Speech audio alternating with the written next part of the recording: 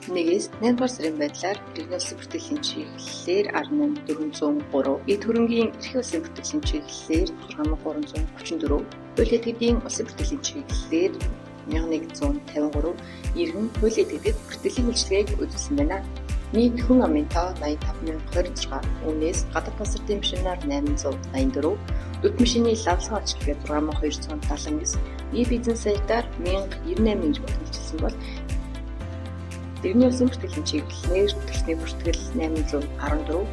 эрэлтийн бүртгэл 173, нас барсны бүртгэл 336, үндэсний энгийн гадаад пассворт 4491, иргэний цахим үнэлэх 2859. Эд хөрөнгийн эрхийн улсын бүртгэлийн чиглэлээр төрөл хөгжилсөн үнэгүй газар 380, хувийн сууц 82, шинээр бүртгүүлсэн орон сууц 278, төрөөсөвжилсэн үнэгүй орон сууц 5, бэлтгэмийн зориулалттай байр 68, өмчлөх хэрэг шилжих 1651. Лавлага холбоор 508, барьцааны гэрээ